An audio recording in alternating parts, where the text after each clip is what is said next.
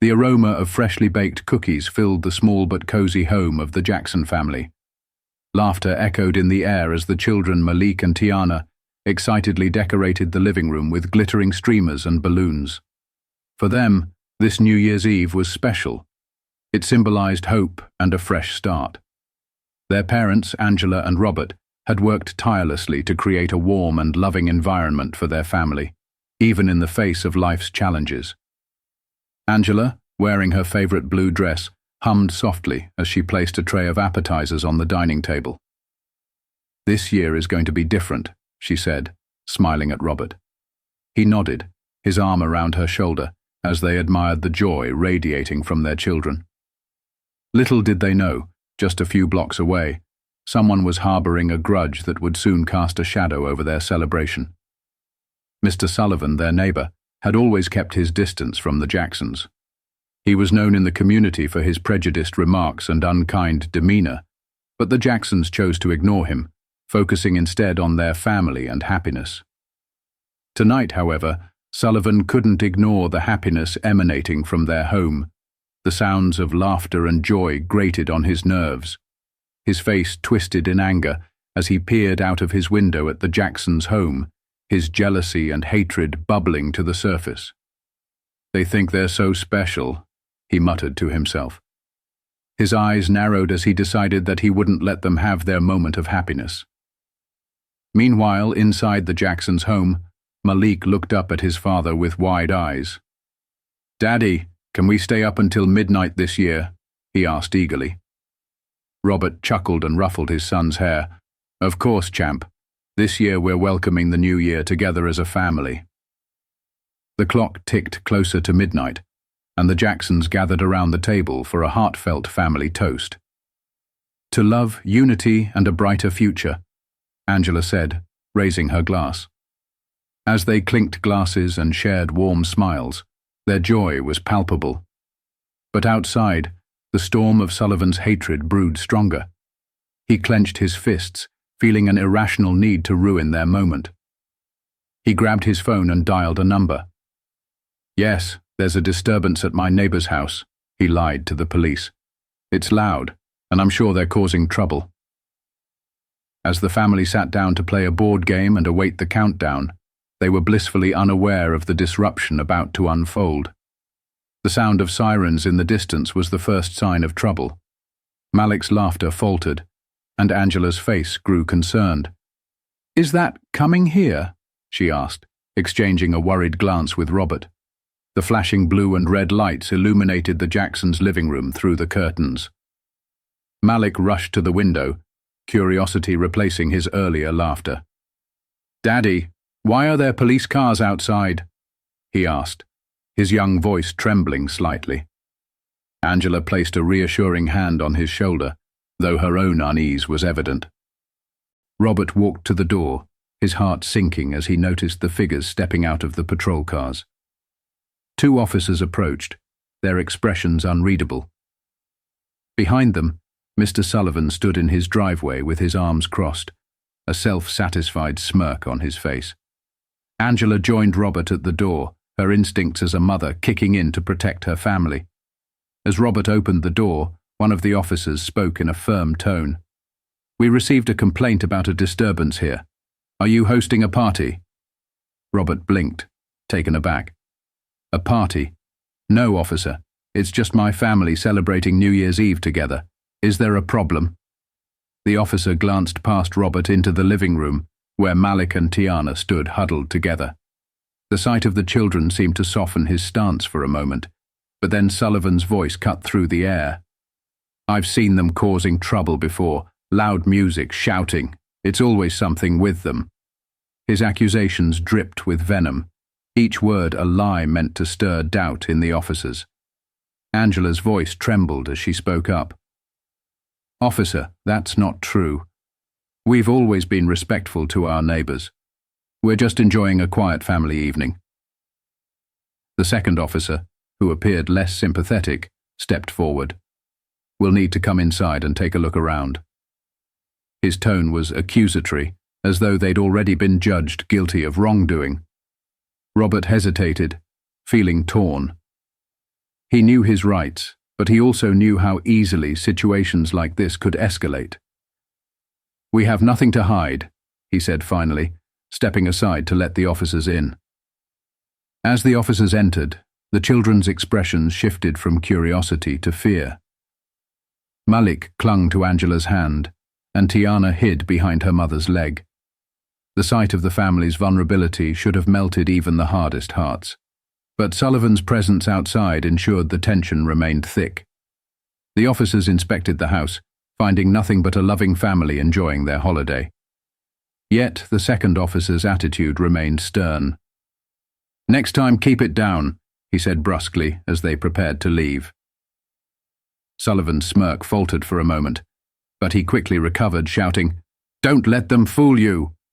They're always up to no good." Angela turned to Sullivan, her voice firm despite the tears in her eyes. "You don't know us, and you have no right to treat us this way. We've done nothing to deserve your hate." Sullivan laughed cruelly. "You people always play the victim. Maybe you should try being better neighbors." Robert placed a calming hand on Angela's shoulder. "He's not worth it," he whispered. But inside, his heart burned with frustration and helplessness. This was their home, their sanctuary, and yet they couldn't celebrate the new year in peace. As the officers drove away, and the flashing lights disappeared, the Jackson family was left to pick up the pieces of their shattered evening. Malik's innocent question broke the silence. "Why was that man so mean to us, Mommy?" Angela knelt down and held her children close. "Because sometimes people let hate guide them instead of kindness. But we won't let that make us like him." The silence in the Jackson home felt heavy after the officers left. The family gathered in the living room, their earlier laughter replaced by a tense quiet. Malik and Tiana clung to Angela, sensing her unease. Robert, pacing near the window, cast an occasional glance at Sullivan's house. The man was still outside, muttering to himself and occasionally glancing their way with a smug expression. Angela broke the silence, her voice trembling but firm. "We can't keep living like this, Robert. This isn't the first time he's tried to intimidate us, and I'm tired of it." Robert nodded, his jaw tightening. "I know, Angela, but we have to be smart about this. We can't stoop to his level." Tiana's small voice broke through. "Mommy, why does he hate us so much? We didn't do anything wrong." Angela knelt down, pulling her children close. "Sweetheart, some people choose hate over love because they're scared or ignorant, but that doesn't mean we have to let them win. We're stronger because we have each other." Her words seemed to reignite a spark in Robert. He stopped pacing and looked at his family, their faces etched with both fear and hope. "Angela's right," he said.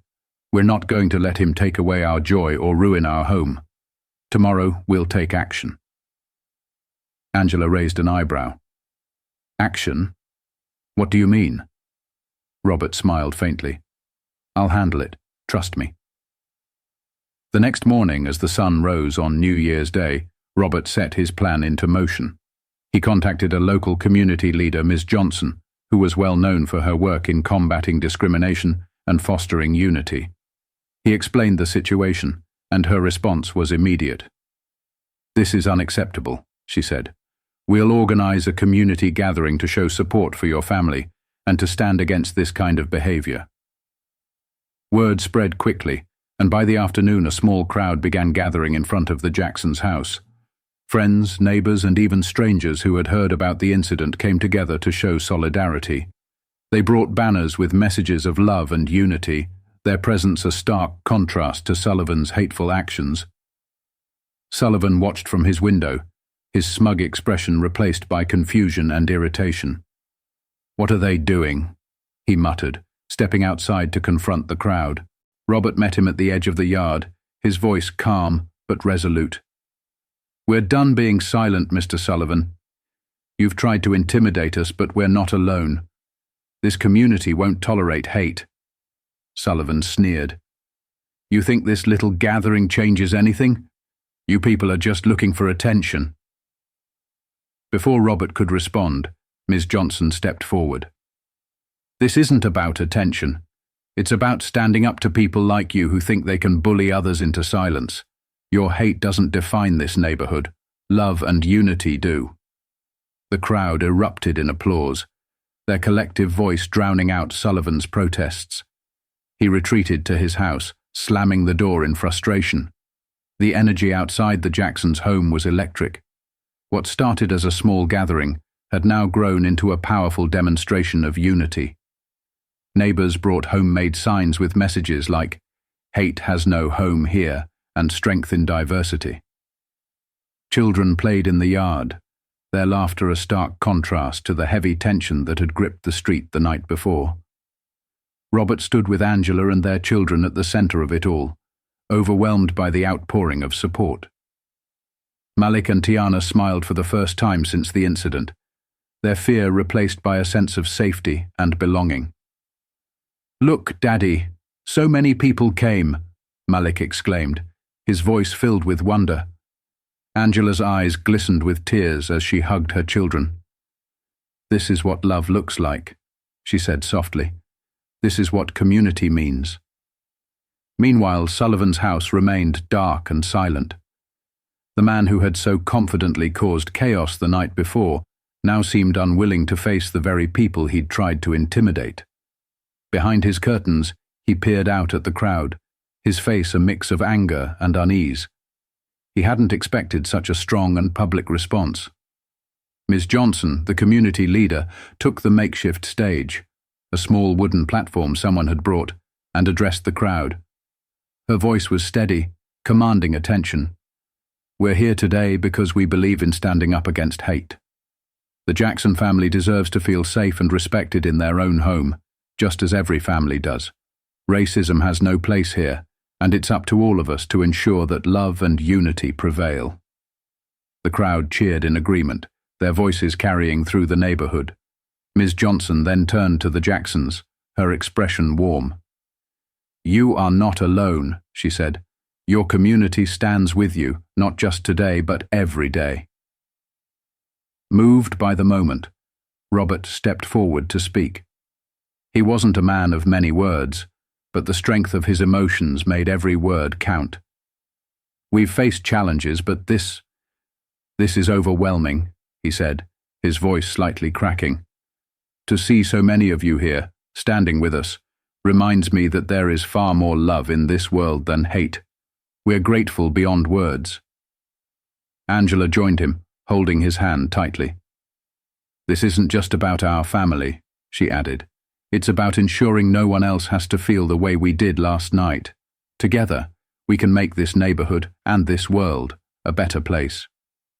As the crowd erupted in applause once more, Malik tugged at his father's sleeve. "Daddy, can we keep celebrating New Year's now?" he asked innocently. Robert knelt down and hugged his son.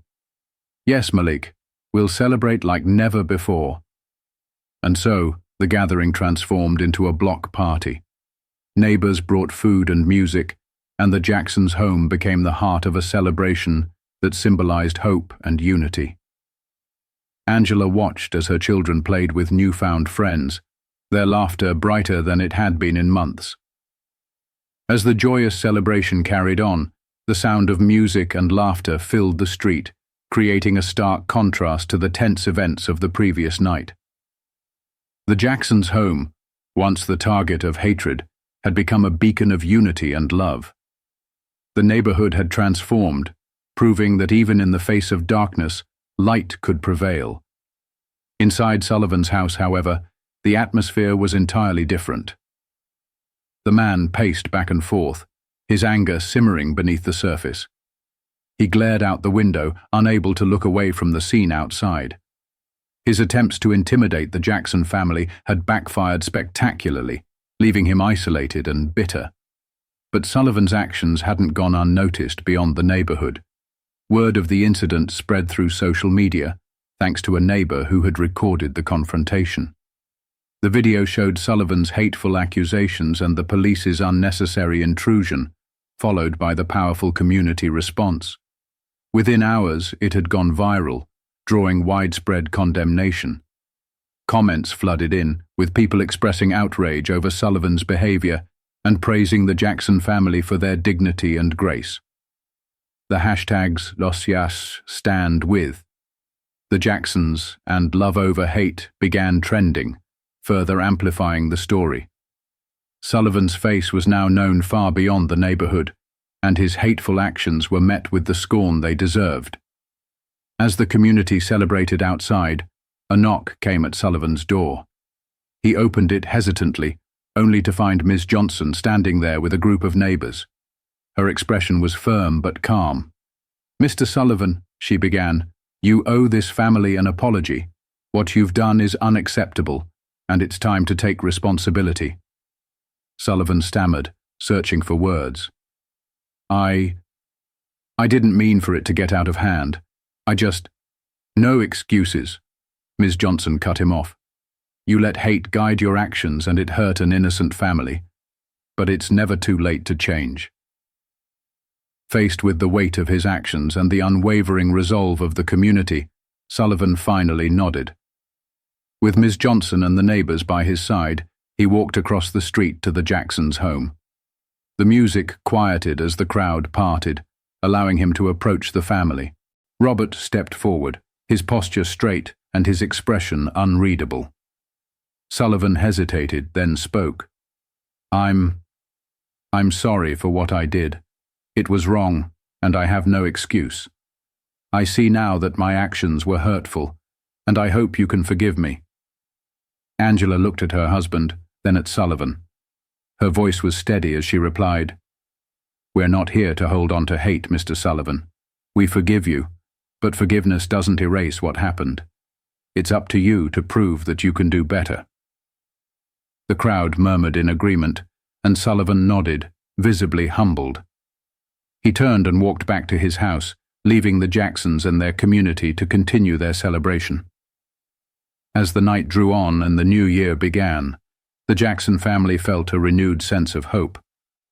They had faced hatred and adversity, but love and unity had prevailed. Their story was no longer just about them. It was a reminder to everyone that kindness and courage could change the world.